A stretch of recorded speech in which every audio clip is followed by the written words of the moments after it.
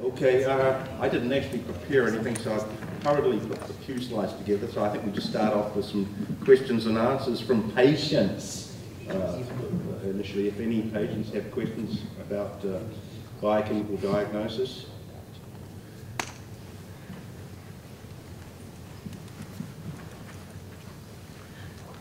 I'm just interested in the fact that as patients we're told that, sometimes told, that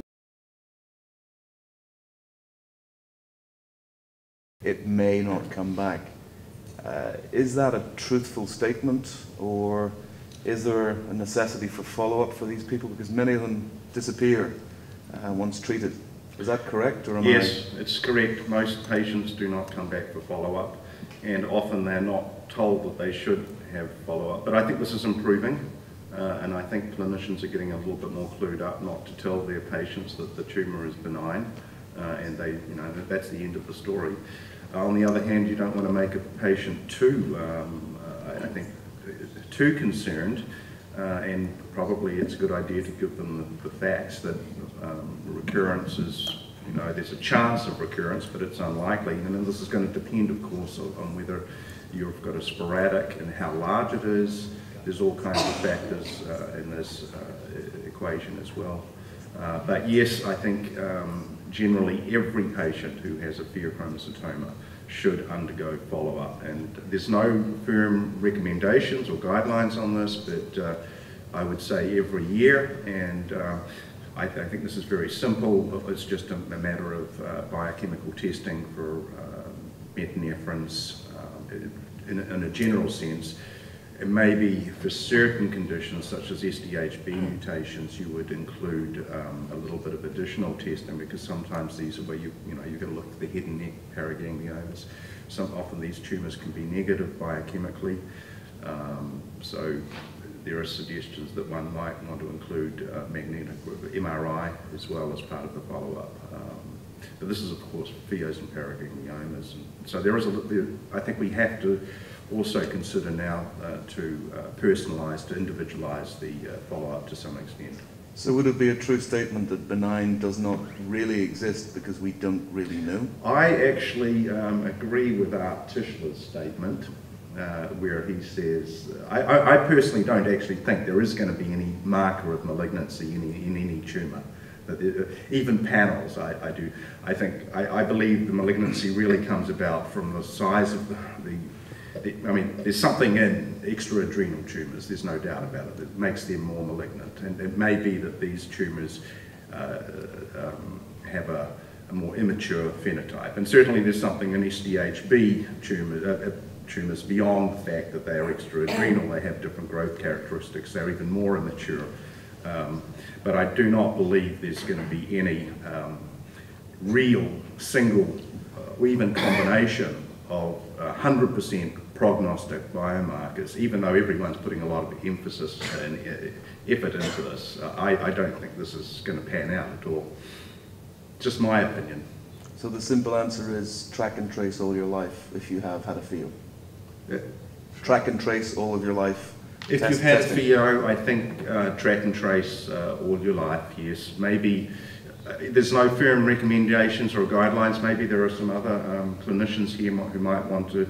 Maybe it could go to every 2 years or something after a certain period of time, depending on your risk. If you've only had a very small tumour removed initially, and it's an adrenal tumour, there's no hereditary background at all, then maybe it could be relaxed over a period of time. If it's a very large tumour that's removed, I think this is mandatory that you have to have yearly annual throughout life. And there's no recommendations on this. It's not written up. This is why expert centres are important.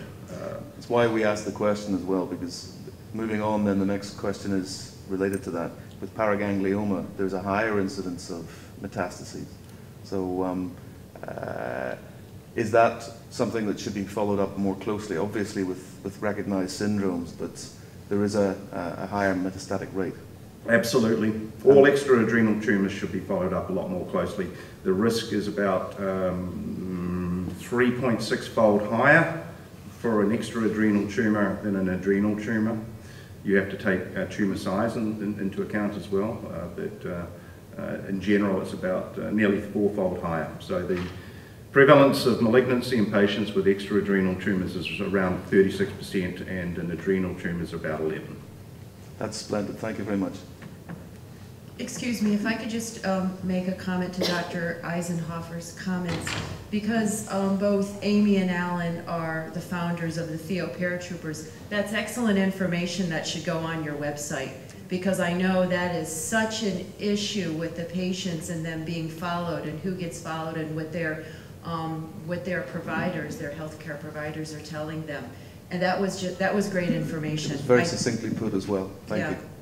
Very good. Thank you, Dr. Eisenhofer. Any other questions? Maybe, I know sometimes patients are concerned about the ordering and how testing is carried out. Pre-analytical considerations are very important, and they're not often followed by clinicians. Clinicians often do not know about this, and often it's left up anyhow to the phlebotomist, not to the clinicians. And I know many patients, I get emails all the time, frustrated patients who tell their clinicians they should be sampled supine and after fasting and so forth. And this is all correct.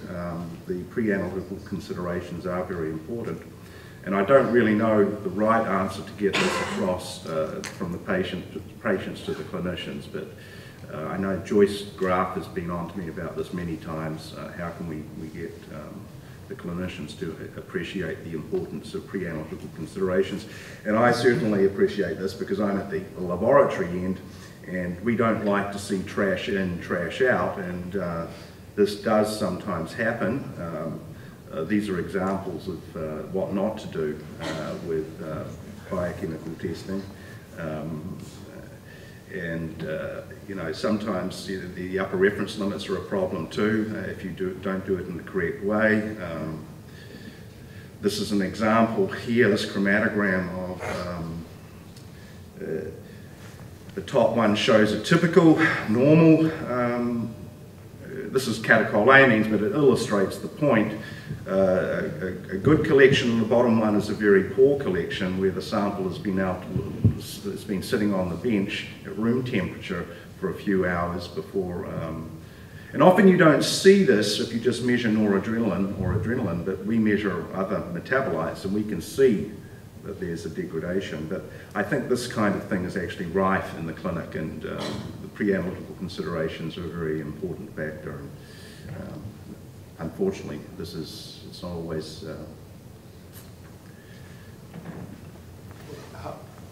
How important is that in the follow-up of a patient? How important is that in the follow-up of patients who have very high levels of, who are already diagnosed? It's not important. Obviously, if a patient has a pheochromocytoma, then and they've got very high levels, I wouldn't worry too much about sitting in supine position. On the other hand, you do want to make sure that the sample's collected correctly on ice and it's handled correctly, but you don't need to worry too much perhaps about diet and stuff such like that. Diet is a consideration though, particularly for methoxytyramine, because there's a lot of dietary constituents that can interfere, that don't interfere, but they actually increase levels of dopamine and dopamine metabolites. So I would always have patients fasting. This is something you can't do with urinary tests, so this is the problem. This is one of the reasons why plasma tests are preferable.